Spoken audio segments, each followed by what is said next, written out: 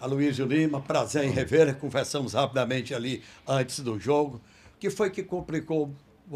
Aliás, qual foi o jogo, a avaliação sua do Fortaleza lá em Salvador e depois de 10 dias, o que foi que mudou o tricolor de aço, o Leão do Pici? Boa noite, um prazer estar falando com vocês. Eu acho que foram dois jogos onde o Fortaleza competiu bastante, lá no 2-1 e hoje aqui também no 1-1. Times parecidos, lá com o Martínez fazendo um quarto homem de meio campo, fora para dentro, hoje com o Breno Lopes, né, fazendo a ponta. E teve mais uma alteração. Qual foi? Na zaga, né? Na zaga. Saiu Mancha, se eu não me engano. Isso, né? Então, assim, eu acho que times parecidos. Um treinador que estava tantos anos aqui, é muito difícil também mudar do dia para a noite, qualquer coisa assim. Acho que seria até. Não seria muito inteligente mudar tanta coisa. Hoje nós jogamos, eu acho que melhor até do que jogamos em casa no jogo contra o Fortaleza. O Fortaleza reagiu e quase complicou a gente na Copa do Nordeste. E aqui hoje nós tivemos, acho que, controle do jogo, se você for analisar. Conectamos passes desde o começo. O gol do Marinho atrapalha, dá confiança para o Fortaleza. Mas o segundo tempo acho que melhoramos bastante também. Cauli entra muito bem no segundo tempo. Tivemos todas as oportunidades para fazer gols e vencer. Uma arbitragem desastrosa, mais uma vez. Um pênalti claríssimo no final do jogo, que não é nem revisado pelo VAR. Várias jogadas que a arbitragem, assim, nem tanto a arbitragem, nesse caso do pênalti a arbitragem, mas o VAR, terrível, terrível.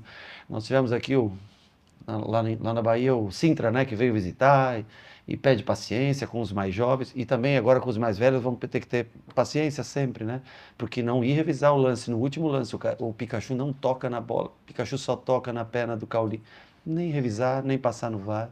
E fora isso, nós tivemos outras chances, eu acho que nós merecíamos vencer, sair vencedores hoje aqui, mas nós temos que aprender a quando tem as oportunidades, quando pega um time numa situação mais difícil, nós temos que aprender a sair vitoriosos e aprender a vencer mais jogos, não só jogar bem, não só ter o controle de um jogo, não só ter as melhores oportunidades, como vencer. Esse é o principal que nos falta, principalmente nos jogos fora de casa. Boa noite, Rogério Ceni. Primeiro, prazer em revê-lo. Igualmente. Você que fez história no Fortaleza Esporte Clube, comandou o time 153 jogos, campeão pelo Fortaleza e está de volta aqui à capital cearense. Chegou aqui a notícia que você ia poupar os titulares, porque tem jogo terça-feira importante contra o América de Cali pela Sul-Americana. Mas você veio, foi com o time titular mesmo. Só não com o Willian José, porque está lesionado. Por que a escolha do time titular? Porque é difícil mesmo ganhar do Fortaleza, mesmo o time sem vencer a 9 jogos, Rogério? Boa noite. Nós tentamos sempre com a força máxima que nós temos entre parte física, parte tática do que a gente vê do jogo. Aqui ganhar é difícil para qualquer um. Eu sei que esse ano o Fortaleza perdeu alguns jogos no Campeonato Brasileiro. Eu lembro acho que para Santos, para Cruzeiro, aqui perdeu alguns jogos. Mas é sempre um jogo, é um time sempre aguerrido, independente da situação, um time que briga por cada ponto, então nós sabíamos a dificuldade.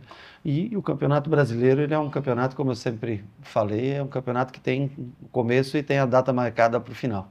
E nós temos que tentar fazer o maior número de pontos possíveis esse ano. Agora nós vamos reunir, toda manhã a gente já viaja, né? Vai daqui para a Colômbia. E aí na segunda-feira a gente começa a observar quem tem melhor condição física para fazer. Se a gente puder repetir, se tiver que fazer 2, 3, 5, 6, 7 alterações, nós tentamos montar um elenco para que em algumas posições a gente tenha como substituir. Perdemos também 2 jogadores importantes, Gilberto e Santi, para o próximo jogo, né? Para o próximo jogo de Campeonato Brasileiro. Perdemos o Everton para o próximo jogo de Copa Sul-Americana. Então vamos revisar todos os jogadores, ver como cada um se encontra, o risco de lesão de cada um, para preparar um time que também é um jogo muito importante da Sul-Americana. Nós não queremos viajar para a Colômbia e voltar sem a classificação. Nosso objetivo, independente do time que seja escalado, das peças escolhidas, é sempre representar o Bahia e trazer a classificação. Acho que é difícil, mas completamente possível. Boa noite, Rogério. Com relação ao jogo, você não teve o Willian José por conta do departamento médico fora do último jogo e você tentou o Lúcio, mais uma vez ali centralizado. No intervalo você mudou, optou pelo Cauli, voltando a atuar nessa função de espécie de falso 9. E o torcedor ele sempre fala de contratações, Rogério. A janela está aberta, a que ponto o Bahia precisa de um outro 9 e não ficar, digamos que só confiando muito no William José, já que o Lúcio não vive um bom momento e você hoje teve que buscar uma outra opção? Olha, o Cauli já está acostumado a fazer essa função. Hoje, quando eu coloquei o Cauli, eu achei que nós precisávamos de alguém para flutuar um pouco mais e sair da referência da zaga do Fortaleza. Era um jogador que, até por lances individualizados, ali que ele recebe, gira, bate, é um jogador habilidoso por natureza, né? Claro que o William faz muita falta, o Lúcio já jogou nessa função muitas vezes, nós temos o Thiago surgindo nessa função. Talvez o que faça falta é um jogador de referência, um cara maior dentro da área, para um jogo onde está apertado, nos cruzamentos. Mas isso é uma coisa que a gente conversa no dia a dia e é o que eu falo para vocês. Eu sei que é muito fácil você pedir mais um jogador, é de direito e de obrigação do torcedor sempre querer reforçar o time. Eu também quero, o Cadu, todos querem. Agora, é uma empresa, e não é uma empresa onde vem alguém e sorteia quem quer dinheiro, alguma coisa assim, né?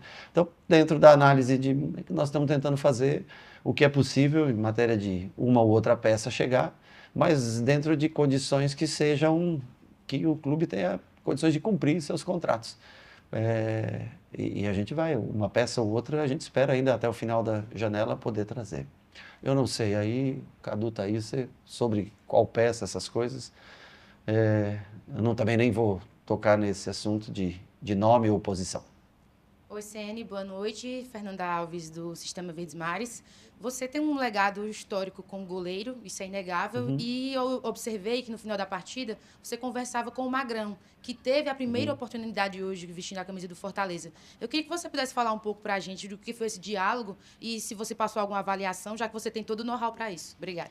Bom, ele falou que sempre gostava muito de mim e como inspiração. Eu dei um abraço, tirei uma foto com ele. Eu acho que é sempre difícil você estrear num campeonato brasileiro para qualquer goleiro, qualquer posição seria difícil, mas no gol é sempre mais complicado. Acionaram muito ele com os pés, o que criou uma dificuldade para ele. É um goleiro de porte físico, né, mais de 1,90 m, não só pelo nome Magrão, mas está bem fisicamente. Tenho certeza que ele tem tudo para ter sucesso aqui, para brilhar. Agora, num primeiro jogo, assim, num jogo difícil, da maneira como se portou esse jogo, a gente tendo bastante oportunidades, é mais complicado uma estreia. Mas a tendência, eu sei que os 2 primeiros goleiros acabaram se lesionando, né? A tendência é que a cada jogo ele vá se acomodando melhor na equipe. Boa noite, Rogério. Tudo bem? Fala, André. André, tudo bom? Prazer falar com você novamente. Você tem uma história aqui no futebol cearense, né? Como bem disse o Miguel, no Fortaleza e a rivalidade com o Ceará. Nesse ano, você não perdeu para nenhum dos times cearenses ainda com o Bahia, né? O jogo de hoje teve empate. Nas 3 vezes que você enfrentou cearenses em Salvador, o Bahia venceu. 2 jogos contra o Ceará e o jogo contra o Bahia pela Copa do Nordeste. Fortaleza. Contra o Fortaleza, perdão. Eu te pergunto, além de uma feliz coincidência, para você, tem um gostinho também especial pela história que você fez no Fortaleza e tinha essa rivalidade com o Ceará, claro que rivalidade apenas esportiva, e eu te pergunto isso também porque eu sei que está longe, mas o Bahia vai enfrentar o Ceará na semifinal da Copa do Nordeste. É um jogo único que vale vaga numa decisão de título. Então, esse bom retrospecto, pelo menos nessa temporada, traz também algum aprendizado para essa decisão? Bom, para mim, quando eu visto a camisa de um clube, eu tento fazer meu melhor como treinador, né? Aqui foi assim durante quase 3 anos, trabalhando em frente ao Fortaleza, hoje no Bahia também. Para mim, eu tenho prazer em vencer, em tentar ser superior ao adversário, criar mais oportunidades, controlar o jogo e entender por que a gente ganha jogos. Eu acho que o Ceará subiu muito de nível, acho que o Condé chegou aqui e também vem fazendo um belíssimo trabalho. O trabalho do Vojvoda, indiscutivelmente fantástico no resumo de tudo. É claro que talvez o momento não era dos mais favoráveis, né? Mas eu tenho um respeito muito grande pelos dois. Eu acho que o crescimento de um aqui foi o fato do Ceará estar na primeira divisão, o Fortaleza ascender à primeira divisão, e vai um carregando o outro, né? Eu acho que isso é bom para o futebol, assim como na Bahia, por mais rivais que sejam, né? É importante, o fortalecimento de um faz com que o outro queira crescer, e isso tudo tem elevado o futebol do Nordeste como um todo, né? Hoje com 5 representantes na Série A, E nós vamos tentar, logicamente, levar o Bahia à final. É um jogo só, em casa, é difícil, o Ceará é um adversário que tem... Eu assisti o último jogo aqui, Fortaleza e Ceará, no final de semana passado, né? É um adversário duríssimo, sempre nos trouxe dificuldade, assim como o Fortaleza, sempre jogos vencidos por placar mínimo de diferença, né? Então, assim, são equipes que vêm fazendo bom trabalho. E nós precisamos, dentro da nossa casa, tentar chegar à final também da Copa do Nordeste esse ano. Boa noite, Rogério, aqui. Pedro Breno, Futebora. Boa noite. Hoje você está aqui e é muito bem-vindo pela torcida, mas tiveram 2 jogadores que foram muito pressionados durante toda a partida, que foi o Caio Alexandre e, claro, o Eric Puga, por contextos diferentes, mas, enfim, Sim. a torcida do Fortaleza não gosta realmente. Você substituiu os 2, inclusive, no mesmo momento e deu para perceber que o time do Bahia depois conseguiu desenvolver, de certa forma, as jogadas e conseguiu um empate também. A tirada deles foi realmente para tirar essa pressão de cima deles e do time, ou foi algo mais tático, realmente? Até pelo momento ali do Puga, né, que ele discutiu também com o Brits. Não, o Puga vem jogando todas as partidas com a gente, é um jogador que já vem um pouco mais cansado, né? Eu nem vi o lance, mas eu sei que ele fez algum sinal, alguma coisa ali, não gosto, não compactuo com esse tipo de coisa, eu não vi, mas não compactuo. Eu acho que são 2 jogadores, o Puga fez uma Série B fantástica pelo Ceará. Eu acho que muito do Ceará estar hoje na primeira divisão, muito se deve ao que o Puga jogou no ano passado. Foi uma grande aquisição feita por nós, que valorizou muito, é um jogador, é um ativo do grupo que, sei lá, triplicou seu valor pelo investimento que foi feito. O Caio, eu acho que o torcedor do Fortaleza, eu sei, ele cumpriu um contrato e saiu, acabou vindo para o Bahia, mas entregou muito ao Fortaleza também. O Caio é um jogador que aqui não jogava como joga com a gente, jogava mais como um segundo volante, como um segundo homem de meio, né? Com a gente ele joga mais como primeiro homem de meio. Mas são 2 meninos incríveis e eu tenho certeza que eles têm guardado no coração com carinho, cada um, né? Nas suas cores, na sua história, tem um carinho muito grande por Ceará e por Fortaleza. E hoje estão com a gente sendo peças fundamentais e determinantes também, assim como foram aqui, para o nosso sucesso. Rogério, quando ganha não está tudo certo, quando perde também não está tudo errado, porém foram 2 empates agora, onde a gente pode dizer o seguinte: você concorda que a equipe tem pecado muito em finalizações, Sim. pecado muito no excesso de gols perdidos? Por exemplo, Sim. o Bahia poderia ter acabado o primeiro tempo vencendo o jogo, Sim. ou até mesmo vencido o jogo contra o América de Cali em Salvador. Eu queria que você falasse a respeito disso. Concordo, não tem como você fugir. Eu acho que o time vem com construção boa desde trás, consegue ultrapassar a parte meio-campo, faz jogo combinado bom, inversões boas, coloca Ademir, Puga, quem quer que seja, em situações de 1 contra 1. Tem feito tudo certo, mas não tem conseguido pesar a área e transformar o número de chances, de ações positivas que tem no jogo, transformar em gol. Não adianta a gente querer esconder, é inegável, né? Tivemos as oportunidades hoje de novo, no mínimo, vou colocar umas 5 boas oportunidades de gol assim.